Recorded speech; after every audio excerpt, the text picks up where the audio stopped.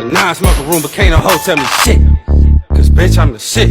Oh my mom and what's up, guys? So this is gonna be a quick get ready with me video while I get ready for work. So I had the footage like back then of when I used to play the Ouija board, but I honestly don't know what happened to it. I think it was in my Snapchat. I used to record everything on Snapchat. For some strange reason, I don't know why. Pretty much, I got a Ouija board from a friend. I think it was right after high school, and it was in his grandparents' house, and it was from his great aunt, but nobody touched the Ouija board. So from the day that I got that Ouija board, I took it with me everywhere. Every single time that I left the house, I had to take it with me. And it was mainly because if my mother found out that I had a Ouija board in the house, it would have been done and over with. I used to play it whenever I went out around people, and mainly back then I was drinking. So we'd be drinking and, you know, smoking and chilling and whatnot. And then I pull out the Ouija board like the weird person I am, and everybody would give me this look like, do you really need to do that right now? Like, that's not even necessary, because nobody really wanted to fuck with it. And I never understood why, mainly because it's a board. Like, so pretty much there was a few times where I played it and people would be praying around me or just praying in general.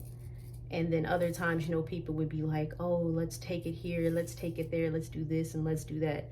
After a certain point in time, I started saying no to taking it to like haunted houses, especially because I've been to an actual haunted mansion before and I didn't want to go back. But as far as playing a Ouija board in these places, I would not do that. I definitely would not do that. Guys that I used to hang out with, I didn't take it seriously. They used to joke around with it until I can't talk and put on my eyeliner. They used to joke around about the Ouija board and not take it seriously because they thought it was a joke or a game, until one day hanging out in the RV with my friends, and I started playing it, and, you know, I started asking it questions like, where are you from? You know, what are you still doing here? And it started saying that, you know, it used to own that RV that we were hanging out in, and that he used to travel across Texas with that RV. And he even said where he left the RV, and the person who owned the RV currently, he was like, yeah, that's where they picked the RV up. And, you know, I didn't know that, so there's no possible way that I could be moving the board and saying this is where the RV came from. I started asking it more questions, you know, about its life, what it was. The craziest thing to me was when I asked it, eventually we got to a question where I asked him if he'd ever been in prison, and he said yes, and he said he was locked up. And then he started saying, we eventually got into a conversation of him having a daughter in Austin, and that the daughter wouldn't talk to him before he passed, and she still doesn't want to talk to him, and she resents him, and, you know, he wants to reach out to her. And that was really weird to me, because, you know, you hear all these stories of false people false spirits trying to reach out to people as if they are those actual people that they say they are, and turns out that they're not. So eventually, you know, I asked him where he is in the room, and he says that he is sitting next to my friend. And everybody apparently felt a weird vibe, and I felt it too. But I've played the board multiple times, so I already knew what to expect, which is why I was telling them that this is not a game. You know, don't sit here and act like you don't feel anything, because you're gonna feel something. After that, they didn't want me to bring it in the RV anymore. They didn't want to play with it anymore. And they told me that I needed to get help, because I shouldn't be playing with the Ouija board, apparently, as much as I was. So, and in that statement too, you know, I lost a lot of friends. I didn't really stay around a lot of friends while I was using this, because they seen me as a certain kind of person. I wasn't emo, I wasn't gothic, and I was not like that, you know, growing up. I just always had an interest for the supernatural. It's so hard to talk and put on makeup perfectly. If you talking and putting on makeup, you messing up. Unless you're a professional, because they be doing them tutorials like. Then around that time, I got my own apartment, because I had got kicked out, and people used to always say, you know, the negative stuff that was happening in my life was because I was playing with that board, and I didn't believe them. So eventually I got kicked out of my parents' house, and I got my own apartment, and that's where the most creepiest stuff started to happen. I used to play it with a friend when we were drinking or whatever, and she didn't take the game seriously either, so the game fucked with her a lot, and she just really wanted to record most of it and pretty much joke around on live. And I told her that's not really what I'm doing it for, and if you do this, it's gonna kind of mess up the vibe in the room. Whenever you talking to a spirit or you want the spirit board to move, you know, you want to have at least try and have a peaceful vibe, so we can try and pick up off the energy that comes off the board. So growing up, you know, I thought the spirit board was actually spirits. I don't honestly, in my opinion, I honestly don't know what the Ouija board is, but I feel like it has to do with the energy that's feeding off of you. I feel like it's all mental. Anything that you're thinking, anything that's deep in your head, something that you probably don't even remember hearing or talking about, it's gonna come out on the Ouija board. Because the Ouija board definitely messed with my mind a few times, and it made me think that, you know, it's spirits sitting here talking to me. No, it's not. It's pretty much, it's like your self-conscious pretty much talking to you out, but on a message board. So I definitely wouldn't say if it is real that you need a spirit board, that you need a Ouija board to talk to spirits, because if that was the case, then you don't need a Ouija board to talk to spirits. So after me and her was playing it in my apartment, my doors started opening on their own, like the knob would turn and everything, and it was just the chilliest thing ever. Because when it would happen, the eyebrows take forever. When it would happen, you know, people would feel the feeling in the room, and when it would happen on more than one occasion. Like, you know, my sister would be there, my uncle would be there, my dad would be there, you know, other people would be there, friends, and all of a sudden the door opens. So I remember late one night, somebody who I was talking to at the time, he was there, and he woke me up out my sleep that night, and I didn't remember why until the next morning. And he was all like, the door, I was up on my phone, and the door twisted and it slowly opened on its own, and then it closed, and then he said it opened back again, but fast the second time. So I believed him, mainly because, you know, I already seen it happen in my own place, like by myself. I was there by myself when that would be happening.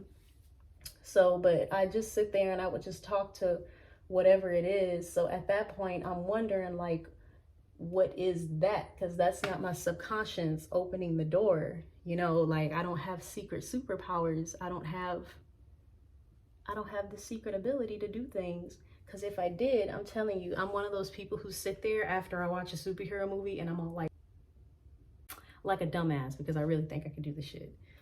So so yeah, the doors would be opening on their own, and I told him to just ignore it. You know, don't even pay attention to it. Don't look that direction. Pretty much just ignore it. If you're not going to talk to it, if you're not going to acknowledge it, just ignore it. So, you know, he was just like, nah, you know, you don't really want to do this. So he didn't come back for a few nights, but he eventually did come back, and he was still scared. So we made sure to lock the door, and the door didn't open when we locked it, but when it was unlocked, the door, and you could see the doorknob, you could hear the doorknob untwisting. So, that was one of the most creepiest things ever that kept happening on multiple occasions. Other than that, you know, I'd just be chilling and I'd feel something in the room, or like something watching me. And you know how you always get that feeling that something is watching you? This feeling felt so intense, it made me want to catch a panic attack, because it's like, I swear something was watching me. And at the time I had a security camera in my home, so it made me want to turn the security camera off, because I always have a feeling that, you know, somebody could hack into your camera and watch you. So I turned that off, and I still felt like somebody was watching me. After that, I didn't really play the board for a while until I moved into my next place. And like 2 nights before I moved into my next place, since I wasn't playing the board for a while, I didn't really have any creepy, you know, feelings or experiences. But 2 nights before I moved into my next place, it was like something was telling me, you know, don't move. Because that night, the door slammed. It opened on its own and then it slammed shut. I can't do the facial reaction for how I reacted, but I was scared as fuck.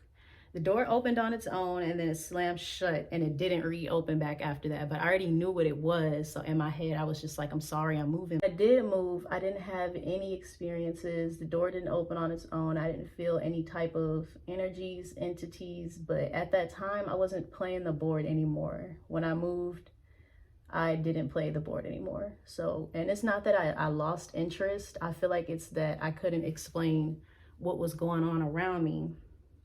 So, after I did stop associating with the board, I started, you know, going back to my normal life. And whenever somebody would ask me about it, or, you know, if I still play it, you know, I'd kindly reject, because that's not really something that I want to go back to, especially now that I have a child and I know the energy that can bring, unexplainable energy, whether it's subconscious energy and we have mental superpowers, or it actually is a spirit board. Whatever it is, I don't really want to invite that into my house anymore. So besides door slamming and weird energies, that's pretty much all that happened with the board. I actually didn't even get rid of it. When I got married in 2019, I gave my apartment to a friend and I left the board in the apartment, and she threw the board away. And at the time I was kind of upset because I did want to keep it, but at the same time I was like, keep it for what? So, and it just so happens that the day that I found out I was pregnant, I was at Spencer's about to buy a new Ouija board, but I didn't like the one that they had. So I was going to go to another Spencer's, but that night I found out I was pregnant and I was like, never mind. So that pretty much sums it up for my Ouija board experience. I hope I never have any more of those. So hope y'all enjoy.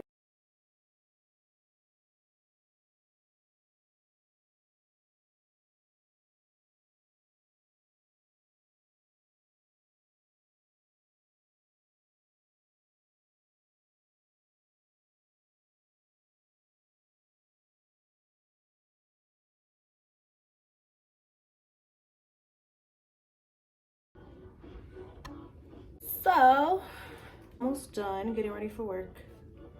Just wanted to show y'all what the finishing result looks like. I still gotta foam it up. I feel like the more you learn your wig, like the more you wear your wig, the more you learn it. The more you learn how to style it, how to wear it. So I usually leave my head strap on until I go to work, so I can make sure that it's fully down when I go to work. So this is the finishing result. Stay tuned, y'all, for another story time. I keep y'all updated on the crazy shit that I be remembering in my lifetime. So see y'all next time. Make sure y'all like, comment, and subscribe.